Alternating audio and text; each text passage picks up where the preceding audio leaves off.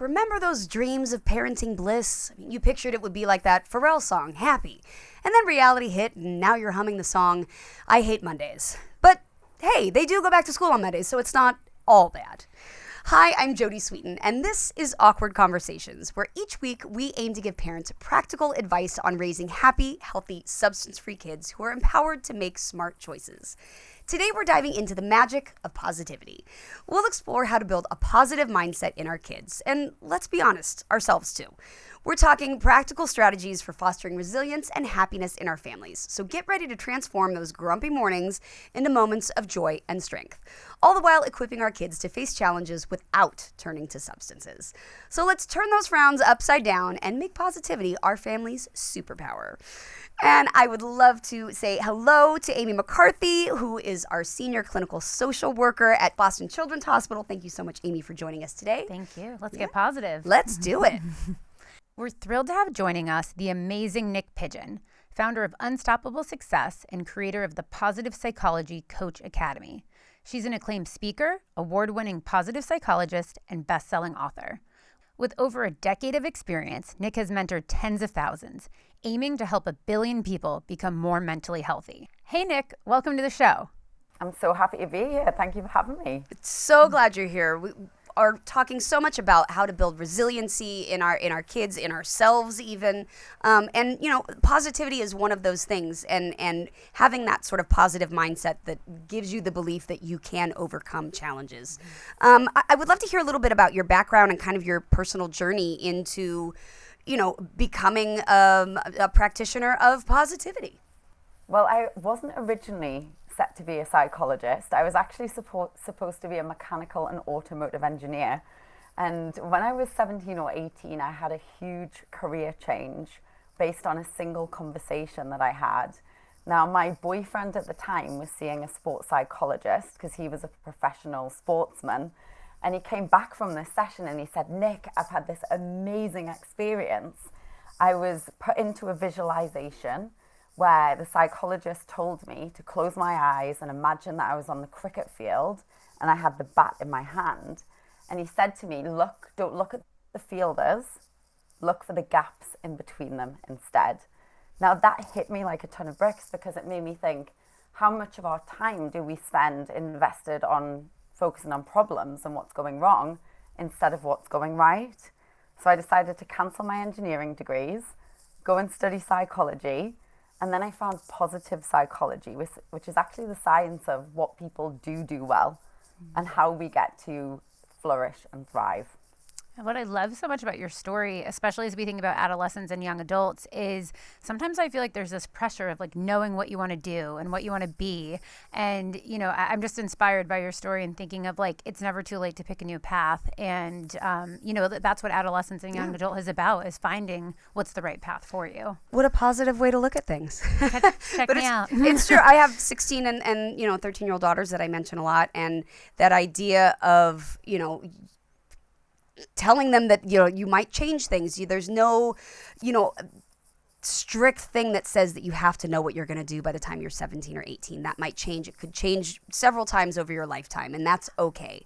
You know, again, sort of reframing things in a positive mindset that, you know, abundance rather than lack, you know, all of those sorts of things. Double the skill sets. Exactly. Now, what are some of the core principles of positive psychology? Yeah, so it was invented as a counterbalance to psychology as usual. And we look at what it is that supports human flourishing. So we look at communities, individuals, and also businesses. And we look at between 5 and 9 things that we need to thrive. So one of the main theories is something called PERMA, which is positive emotions, engagement, meaning and purpose, positive relationships, and accomplishment. So that sense of having made progress in our lives and in our days. So when we can hit on all of those things, that's what it takes for us to flourish and to thrive. So that's one of the fundamental theories of positive psychology. Then there's also things like growth mindset, which originated in the study of children. So we looked at what happens when kids are told that they're talented or they're gifted, and the impact that that has on their work ethic and also their self-esteem. So what the research found was that when we are taught, and when it's adults as well, when we're taught to focus not just on the outcome, but we actually focus on the process and the journey along the way, we're able to enjoy it so much more and experience greater sense of well-being as well. It's such an important thing because so often, I mean, so much of our modern world is, predicated on the idea of it's the next thing that's going to make you happy, whether it's the next job, the next vacation, the next relationship, the next thing that you buy. And, really, I always am trying to emphasize that, you're not going to be any more satisfied once you get there than you are right now. And actually the getting there is kind of the interesting part, right? Because once you're there, then, okay, well, now what? But it's the getting there that's interesting. How, the new ways, the different ways of thinking, the different ways of creating. And it just sort of ties into so many of the episodes that we've talked about, whether it's, creative expression or, families, resiliency, all of those sorts of things. Now, I know when we talk about, the idea of growth mindsets and positive psychology, the pop psychology terms that we know sort of so much today that have proliferated on social media, toxic positivity is one of the things that we kind of hear about now. And it's the idea of, just blanketing everything over with. If you just think good enough, you can think your way out of it. And I want to really explain to parents that that's not what we're talking about here. And what are some of the common misconceptions of the ideas of positive psychology? Yeah, so a lot of what I hear is it's not possible to be happy all of the time, and you can't just positive think your way out of any situation. And actually that's right, but that's not what positive psychology is. So positive psychology is the evidence-based scientific study of what actually works, the tools, the really simple activities or exercises, things that you can do in your day that maybe take a few minutes, and how they're proven to shift the way that we feel. Now, where toxic positivity comes in, that's the idea that negative emotions are bad and we shouldn't feel them. And that's just not true. We need to allow and honor and value the whole spectrum of human experience and emotion. And it's actually more negative to repress them than it is to feel them and express them. So instead, what positive psychology teaches is to tune into what those feelings are and look for the gold within them. So instead of just ignoring them, look at what is it that has maybe happened or what's come up that has caused an impact in this way, and allowing the emotion, and then also looking at how can we find a lesson or a blessing or a reframe in it instead. So understanding that whether it feels good or bad or hard or easy at the time, in some way it's all serving our growth. Growth mindset is also about recognizing the mistakes that you might make, or learning really from the mistakes that you might make. And so feeling the pain of what it is to make a mistake or to have to learn something in a different way is valid, should be expressed, should be felt. But then there's also something that you can now learn from, like having had that experience in your life. So it's that saying, sometimes you win, sometimes you learn. And I think if you learn, you win anyway. Yeah. So it's looking at how are you growing through that experience. Did it allow you to develop a skill? Or did it allow you to build a relationship or a connection more deeply with someone? Right. And I think it's when you actually get curious and you shift your perspective and you choose to look, then you can really start to see the gold within those challenges. Absolutely. I love that. There was a book I read several years ago, and it just had such an impact on me. It was called The Untethered Soul. And it talked a lot about that, the idea of feelings is moving through them and not getting stuck in them, and that you used a word that really reminded me of that, which is to allow. And to allow our feelings to happen, but to realize that we move through them, we're not just mired in them. And that constant idea of that things change, and that some feelings are good, some are bad, and then you'll come back around again, and it'll constantly keep going. I remember reading that book and I went, oh, it's not about avoiding painful situations or painful feelings. It's about allowing them to happen and then going, oh, but I know something else will happen too. And I think that so often, kids especially, they get trapped in the idea of this is bad, it's always going to be bad, that never always sort of thinking that you're very black and white. And part of teaching adolescents and young people to grow up is teaching them about that gray area, and that sometimes things don't feel great, but it doesn't mean your journey's over, Now, I know, Nick, that you often work with adults in your business, helping with leadership opportunities, leadership skills. How can we take those things and apply them to parenting? I think the first thing is to understand that we get to look after our own circle first. So it's looking after ourselves and resourcing ourselves so that when we're going out to help friends or family or children, we actually are resourced and we're pouring from a fuller cup.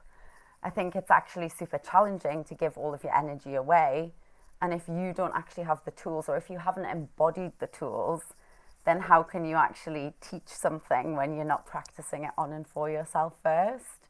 So I think there's a huge opportunity in us actually role modeling the way for the younger generations, as well as practically implementing the tools. So taking the tools back into the home so that you can use them in practices in daily life, maybe sharing a gratitude practice around the dinner table.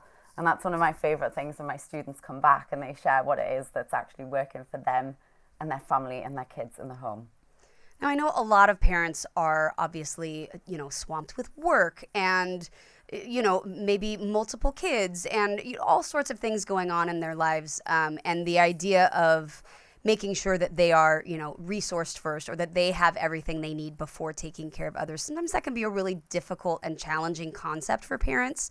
Are there any ways that you have been able to talk to people and say, look, you might not feel like your battery is recharged at 100% or like you have 100% to give, but if you're at 60, you can give somebody 10. What are some of the ways that you've found where you've been able to say, I understand you might not be able to give everything, but here's what you can do? Because I think people can get really overwhelmed. Yeah, for sure. And it's really understanding that it's the small daily activities that add up and they compound to create big results over time. So rather than trying, I always say if you're building that consistency muscle, it's better to do something for 10 minutes a day or 5 minutes a day that feels good for you. Practice a tool or do a meditation for 5 minutes, go out for a walk for 10 minutes. Rather than trying to do a 2-hour practice that just isn't practical every single day. So it's better to do something small and often than do it once and then give up. So rather than trying to beat yourself up or make yourself wrong for not doing everything that someone who doesn't have children could do, it's about looking at if you do something, it's better than doing nothing. And actually those small choices, the positive choices, can build your confidence, and that transfers into other areas of your life. I mean, that's an idea that we talk about with young people, is that idea of small actionable steps. It doesn't have to be everything all at once, but it's, just those little things, those esteemable acts that make you feel like you have good self-esteem. It's, all of those little small positive rituals and practices that we can do, like you said, during dinner or in the car ride. I remember my mom used to ask me the roses and thorns of your day. What were the good parts and what were the not so great parts? And, your kid might not always be able to answer. You might not always be able to answer that question. But I found that it really, when I would ask it to my kids or when my mom would ask it to me, it was like, oh, you don't just care about hearing the best parts, but you want to hear about the things that I'm maybe struggling with too, or that were hard or that frustrated me. And do you have maybe your top 3 practical strategies or things that you would encourage people to do that are maybe less than 10 minutes that they can start incorporating to figure out ways to have a more positive mindset for themselves and their families? And what I'm hearing from what you're sharing is it's actually the act of opening up positive communication that is the opportunity for us to create an impact. Because even if the person doesn't know what their rose or their thorn is, the fact that they're starting to think differently and now they're comfortable communicating means that if they do have a hard day, they're more likely to open up about it and feel like they're safe and heard and held by that parent. So I think really fostering that and giving space to conversations in the home in the first place is very important. And that might look like having a ritual practice that once a week you sit down as a family and you do your highlights, your 3 gratitudes from the week. It might look like practicing something called active constructive responding, which is being present with each other. And instead of when someone tells you a celebration or tells you some good news, saying, oh, well, that's great, what's for dinner? Instead saying, congratulations, I want to know more about that. Tell me what feels the most exciting for you. So actually opening up more conversation and then getting into optimistic, hopeful, expansive conversations with each other. So talking about goals and vision and what it is that you want to create rather than what's going wrong. So it's really about orienting the communication that we're having with each other towards what's good and what's possible. Welcome back to Awkward Conversations, and welcome to Season 5. Saving lives means staying informed. Knowing the dangers of using fake prescription pills can help those you care about and keep our community safe. As a parent, educator, neighbor, or friend, we all play a role in building safe and healthy futures for ourselves and our loved ones. Do your part to take the first step today. Visit GetSmartAboutDrugs.com to access education, prevention, and treatment resources. Fake prescription pills laced with fentanyl are deadly. Be their protector. Be informed. Visit GetSmartAboutDrugs.com. It's Season 5 of Awkward Conversations. Let's get into it. If you sort of fall off of your routine, and if, maybe as a parent you haven't been on top of, either monitoring your kids' social media or their homework or whatever, or maybe you've been a little negative lately because you're stressed, that doesn't mean that you can't immediately change it in the moment. And you can't start practicing some of those things. Maybe, your kid told you some exciting news and you were like, oh, great, yeah, can you please take the trash out? And I am so guilty of that. Sometimes I do it with my kids where I'm like, but I need you to do the thing that I've been asking you to do. And, when I am in a place where I can take the time and go, wait, let me pay attention to this first. The minutia, the checking off the list of the chores and the priorities. Sometimes I know as a parent, I get really caught up in because it's the things that I need to make sure that gets everybody through the day, right? But I think for parents, if we can always remember that, if we feel ourselves slipping into that negativity or that, constant badgering or reminding, that we can switch that and go, you know what? I'm being really negative. Let me hear all the good things. I'm going to stop talking and just listen. And my kids sometimes are just so grateful when I go, I'm going to stop talking now and just listen. And they're like, thanks. Finally. And that's such a huge piece of it, is really listening and engaging with our kids and teaching them that there's hope. Yeah. And starting over and modeling again that, like, maybe mom didn't have a great day, but I can pick this back up and I can, reintegrate these practices into our lives, into my life. Right. It's never too late. Yeah. And I've also, I think it's also really important, obviously in age appropriate ways, but to talk about maybe some of the things that you didn't do the way you wanted to do the first time, or things that, when you were a teenager, I really wished I would have done this differently, and have those conversations with your kids, because I know sometimes young people feel like the adults in their lives are weirdly untouchable or have never done anything wrong because they only hear about, well, you should have done this better. And sometimes it's nice to hear your parent go, oh, I really screwed this up. Let me tell you about the time I failed math, because it brings that humanity, and it's the reminder of hope. It's the reminder of, oh, I might have, failed a couple classes, or I might have gone through a couple of divorces, or gone through, substance use issues, or whatever it might be. But that to admit to some of those things to your kids and go, yeah, sometimes it's not easy, but I picked myself up and I kept going. Or to be able to laugh at yourself. I laugh at myself all the time, and I see that my kids now have this great ability to laugh at themselves. They do something silly, they do something stupid. We'll laugh about it a week later. And it takes the pressure off of having to feel like they're perfect. it's so important to practice forgiveness. And we often think of forgiveness as forgiving somebody else, but actually forgiveness is a practice for us to let go of the way that we are harming ourselves through maybe putting too much pressure on ourselves, or maybe trying to do all of the things all of the time and judging ourselves too harshly.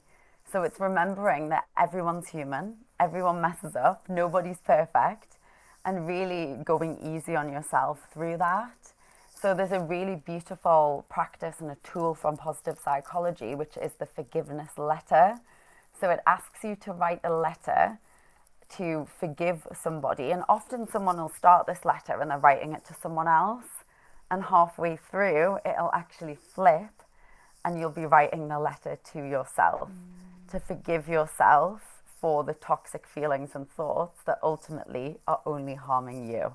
And I think if we could practice that more often and more deeply and connect with that, then we can show up with more compassion for ourselves and others. Absolutely. And those ideas of compassion and empathy are core to what positive psychology is all about, because you have to have, a compassion and empathy for yourself, for your family, for your loved ones, and to, meet somebody really where they're at. And sometimes young people growing up, adolescents, it can be difficult to meet them where they're at, but to really allow them to understand that trial and error are part of, that's the point. The whole point of this is to try new things, and sometimes you'll succeed at them and keep going, and sometimes you won't. And that's it. That's the point of this life, is to just try new stuff out and keep going. But the most important part of that, obviously, is the keep going part. Now, I know that there are probably some, final bits and pieces of advice that you would like to give to parents for raising particularly substance-free kids, because, so much of what we're talking about is how to combat substance use and misuse amongst young people. How can parents take one great piece of advice from what you do with positive psychology and apply it to their kids? I think there's two fundamental things that spring to mind in this. And the first thing is the broadening and building effect of positive emotions. Now, you mentioned humor before, and being able to laugh your way through things. What happens when we experience positive emotions like fun and enthusiasm and gratitude and love is we open up our minds so that it becomes easier to find solutions, and we also build our psychological resources. So it's a really easy, proven way to not just feel better, because it's an end in itself, but also build that toolkit so when times do get tough, you're able to pull onto those psychological resources that you've developed. The other thing that springs to mind is actually working to your strengths. And this is a test or an assessment that you could do for yourself as a parent. And you could also have your kids do it as well. So the theory teaches that everybody is good at something.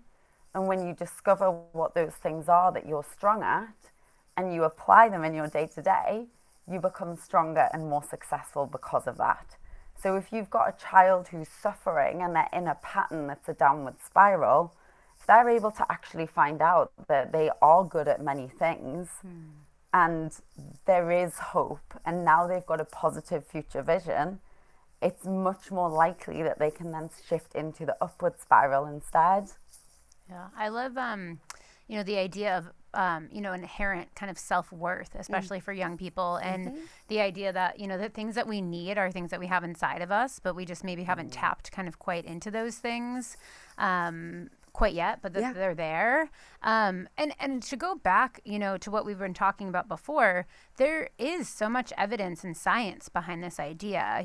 Like you've spoke about, evidence and some of the science. We know that NIDA, the National Institute on Drug Abuse, we know that SAMHSA, which we've talked about a couple of times on our episodes, they've done research into resilience and positive psychology and how they are huge things to combat mental health in young people and adults, but also substance misuse. And so again, this isn't fluff we're talking about. Like, we know that these strategies work for people. Yeah, and they're proven in science.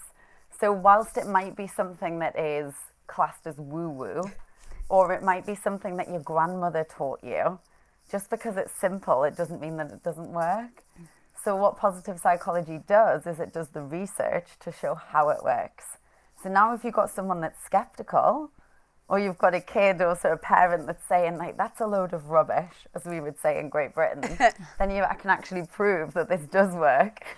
Yeah. Oh, yeah. I mean, what you also said around, it's almost like if you remove the roadblocks, like if I'm thinking like I'm no good at this, I can't accomplish this, then then I'm not going to be super motivated to try.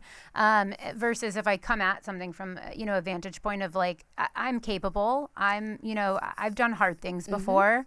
It opens up the lines of motivation and energy that we're willing to put towards a goal. I would say this is also particularly important for kids who are neurodivergent or who maybe have ADD or ADHD.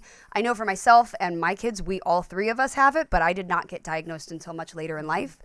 And I used to just think I was terrible at remembering birthdays or important events or things, and I would beat myself up over it. And it wasn't until I was in my late 30s that I went, oh no, my brain's just busy doing all this other stuff, and it's really good at that. But I'm not a great, calendar person, so I have an app on my phone. But learning to not internalize those faults or things that I felt were lacking, and to instead turn that into, but you know what my brain's really good at is, multitasking, or and also now that I have had those things introduced to me, I'm able to give those things to my daughters and go, you know what, math, maybe not your strong suit, but you know what you're really good at? You are so good at being there for your friends and like picking up on emotions and really getting, and they're like, yeah, I am. And that, finding those strengths is, again, it's just such a reward for adults, for young people. You're not going to be great at everything. You're not even going to be good at everything, but there's a couple things that you're probably pretty decent at. Right, and maybe also, what do you want to be good at? Yeah. And how can we grow that? We've talked about in other episodes, what you focus on grows. Right. And, let's talk about, what is it that you want? And let's try to help you get there. I think coming back to making those big decisions when you're at such an early age, we're encouraged in the school system to be good at everything and to get good grades in every single subject. And when you go into the big wide world, you realize that you're not good at everything, and that's okay. So I think it's normalizing working to your strengths and everybody being able to work together, almost like we're a team out in the world where we match each other's strengths and weaknesses, so that we can all get things done, but everybody gets to work in ways that feel uplifting and joyful for them. Absolutely. Empowering the ideas, positive ideas, work for parents, families, young people. I mean, we can't say enough good things about just being kind to yourself and being kind to others. Like, kind of important. Just be a good human.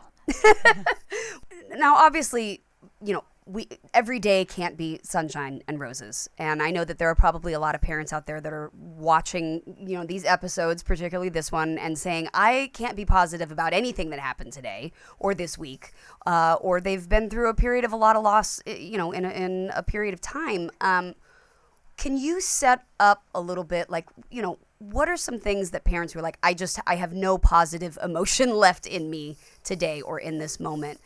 What advice do you have for them? What things can you tell them to let them know, like, it might not be now, but it'll be eventually? So a few things spring to mind. So first of all, practicing self-care and looking at the 4 core areas of health. So looking at sleep, nutrition, movement, and restoration. So if you're not getting a good night's sleep, then it's natural that everything is going to feel harder during the day. So I would go there first, and I'd look at what are those foundational elements and aspects that are almost setting you up for success. Now, restoration is stress management. So it's, are there any pockets within your day when you can take a small rest or go out for a walk or do the meditation, which may or may not be realistic, but the more that we can practice that and the more that we can get used to doing it in short bursts, the more we can restore and recharge that energy level and that capacity. the other thing that I love, and I love it because it's so simple and it's really, really powerful, is remembering to come back to gratitude. So remembering to come back to, even though it's hard, I'm grateful for X, Y, and Z. And practicing being in that frequency and knowing that tough times don't last, but tough people do. And knowing that these tough times are temporary. And in the meantime, we can give ourselves grace, practice that forgiveness, and be grateful for what's good.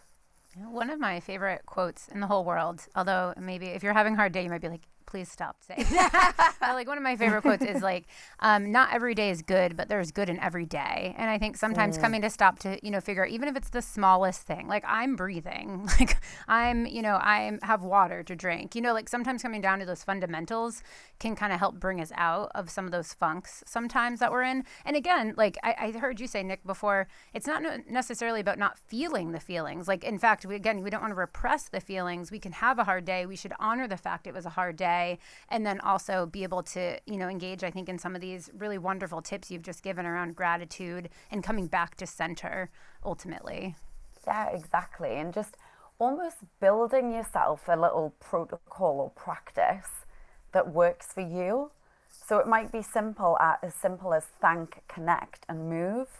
So get into gratitude, connect through a meditation or something that is mindfulness based.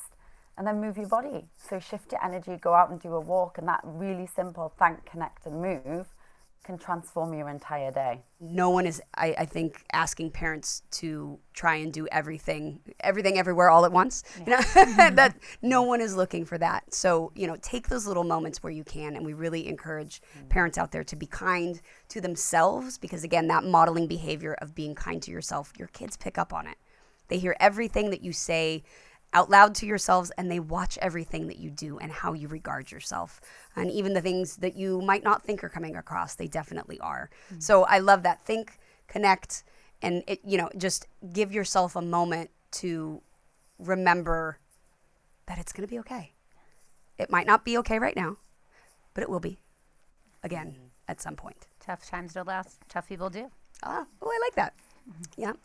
Well, thank you so much, Nick. I mean, this has been such a great conversation. I learned so much, and I think our listeners also really have gotten some great tips on how to connect with themselves, with their families, with their people that they love, to really make sure that idea of positive support and positive self-talk and self-worth is really something that we're using to combat substance use across the board. Nick, you've talked a lot about gratitude exercises, and I'm wondering if you could talk us through a quick one that families might be able to kind of replicate in their homes with their children. Absolutely. So really simply, recounting 3 good things is proven to shift your well-being. So you could do this when you're waiting in line at the store. You could do it if you're sat in the doctor's surgery in the waiting room. You could do it at the dinner table. So it's a powerful, positive connection ritual, which will bring deeper bonds within your family. But also the practice of gratitude itself is proven to help you feel better when you already feel good. But it's also proven in clinical populations and for times that feel really hard or when you're really suffering as well. So just getting present, because there's always something to be grateful for when you look for it. And if you want to take it a step further, you could actually write out a gratitude letter.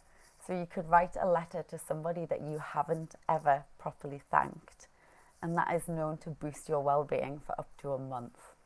Yeah. I love that. And one thing I always try to do is thank people in the immediate. Give people their flowers when they deserve them, because it makes people feel so good, and it makes you feel so wonderful to be able to tell somebody, like, you're doing a really great job at whatever it is that they're doing, even if it's just being a good human for the day. Like, you're being an awesome human. Amy, you're being an awesome human today. I appreciate you. The power to change their whole day, right? Like, truly.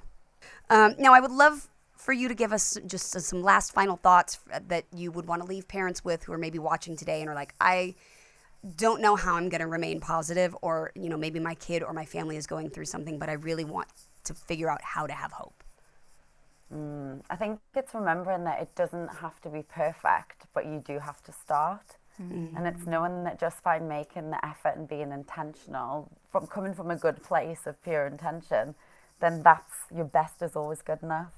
And if that's all that you can give, or maybe you don't know the full answer, as long as you're showing up and you're starting a conversation, or you're asking the question, or you're holding space and being present, then that's good enough.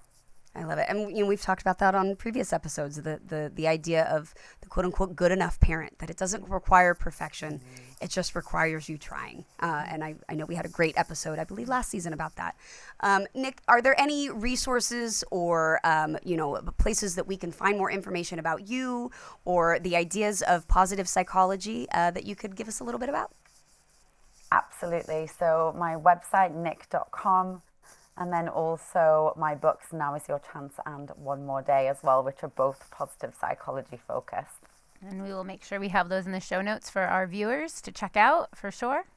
Absolutely. Niyc, thank you so much for joining us today. I know you joined us from the UK and it is very late for you. So we will let you go get some quality sleep so that we aren't setting you up for a terrible day tomorrow. Don't worry, I love it. I'm so grateful. Such an amazing conversation. Thank you, guys. It's been my joy to be here. Thank you so much. And I really do hope that some of the parents out there and caregivers have connected with this and will remember to just take a deep breath, give yourself a little grace, give yourself a little patience. You don't have to be perfect. It's all going to be okay. And thank you for joining us for another episode of Awkward Conversations. Make sure and check out our other episodes where we talk about all different kinds of subjects. And remember, you're doing just fine. That's it for today's episode of Awkward Conversations. I'm Jodie Sweetin. I'll see you next time. In 2024, more than 80,000 Americans died from drug overdoses, according to the CDC, with fentanyl driving the majority of those tragedies. For parents, that's a terrifying number to face. In past seasons, we've shared heartbreaking stories of families who lost their children to drugs. Not to fearmonger, but to remind us that behind every statistic are real lives forever changed. But this season, we also want to shine a light on the hopeful side. For the first time in years, overdose deaths are trending downward, proof that prevention and intervention work. And research from the National Institute on Drug Abuse shows that kids who start prevention conversations early are up to 50% less likely to experiment with substances. I am at that phase now. My youngest is 11, and having that conversation, building that trust, getting ahead of what he may be exposed to in middle school, just having those gentle conversations, talking about those different substances, be open to coming home and sharing with mom what you saw, what you experienced, and help me walk you through how to deal with that and what those challenges are. And what would have helped me was somebody really sticking by and making sure that I was held accountable. Because I think I had no supervision and, not a lot of monitoring. And I was able just to continue in my use. Because at that point in my life, my brain was still developing. I was struggling with mental health and addiction problems at the same time.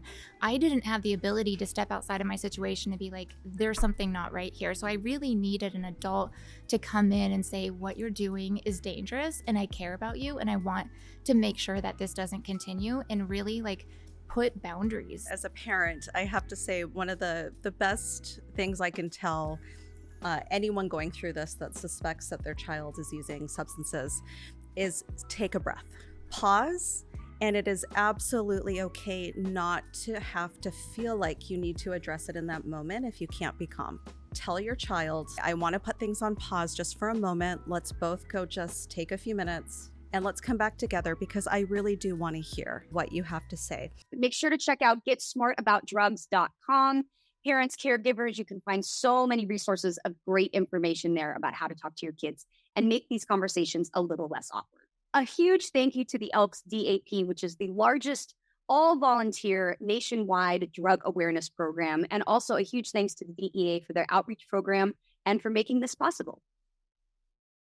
The views, information, or opinions expressed during the Awkward Conversation series are solely those of the individuals, speakers, commentators, experts, and/or hosts involved, and do not necessarily reflect nor represent those of the production, associates, or broadcaster, or any of its employees. Production is not responsible and does not verify for accuracy any of the information contained in the series available for viewing. The primary purpose of this series is to educate and inform. This series does not constitute medical or other professional advice or services. This series is available for private, non-commercial use only. The production, broadcaster, or its channel cannot be held accountable for all or any views expressed during this program.